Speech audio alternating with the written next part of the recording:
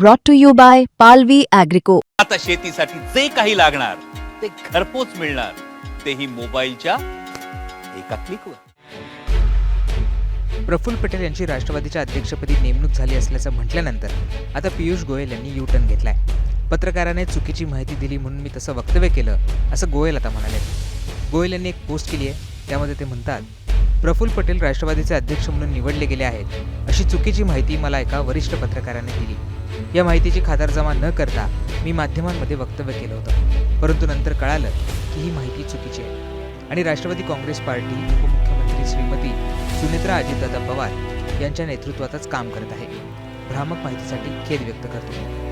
आता पियुष गोयल यांनी जरी स्पष्टीकरण दिलं असलं तरी त्यांच्या आधीच्या वक्तव्यामुळे चांगलंच राजकारण पेटलंय. पियुष गोयल यांनी पीटीआय वृत्तसंस्थेला दिलेल्या मुलाखतीमध्ये प्रफुल्ल पटेल यांना राष्ट्रवादीचा अध्यक्ष केल्याचं म्हटलं होतं. पियुष गोयल यांच्या या मुलाखतीनंतर राष्ट्रवादीच्या नेत्यांकडून विविध प्रतिक्रिया समोर आल्या होत्या. स्वतः प्रफुल्ल पटेल यांनी याबाबत स्पष्टीकरण दिलं. त्याचबरोबर अशी नेमणूक न झाल्याचं देखील त्यांनी स्पष्ट केलं होतं. दरम्यान या सगळ्यावर राष्ट्रवादीचे प्रदेशाध्यक्ष सुनील तटकरे ते काय म्हणाले पाहू.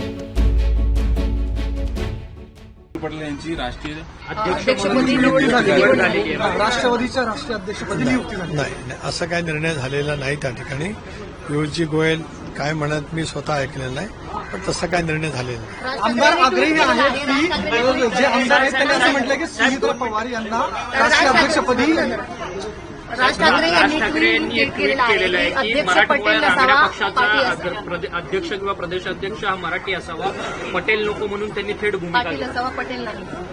राज ठाकरेंनी काय बोलावतो त्यांचा अधिकार आहे. आम्ही एकत्रितपणाने बसून पक्षाच्या कार्यकर्त्यांच्या भावना ज्या आहेत, आमदारांच्या भावना आहेत, याच्याच पद्धतीने निर्णय त्या ठिकाणी करू. आमदारांची अशी भावना आहे की सुनेत्रा पवार या राष्ट्रीय अध्यक्ष असाव्यात. त्यांनी असं कोणी सांगितलं आपल्याला? सूत्रांकडून आम्ही आमच्या पक्षाचा राज्यसभेचा उमेदवार कोण करायचा तो आमचा अधिकार आहे. भारतीय जनता पक्षाने आम्हाला नेहमी सहकार्य केलंय आणि या बाबतीमध्ये कधीही त्यांनी आपली भूमिका यापूर्वी सुद्धा पक्षाचं मंत्रिमंडळ करत असताना, पक्षाचे इतर काही निर्णय करत असताना भारतीय जनता पक्षाने आम्हाला कधी काही सूचना केलेल्या नाही. उलट मित्र पक्षाला सौहार्दाने सन्मानाने कसं वागवावं याचं उत्तम उदाहरण आता आम्हाला एनडीएमध्ये भारतीय जनता पक्षाच्या शीर्षस्थ नेतृत्वाच्या माध्यमातून अनुभवाला मिळतंय. त्याचा मी साक्षीदार आहे.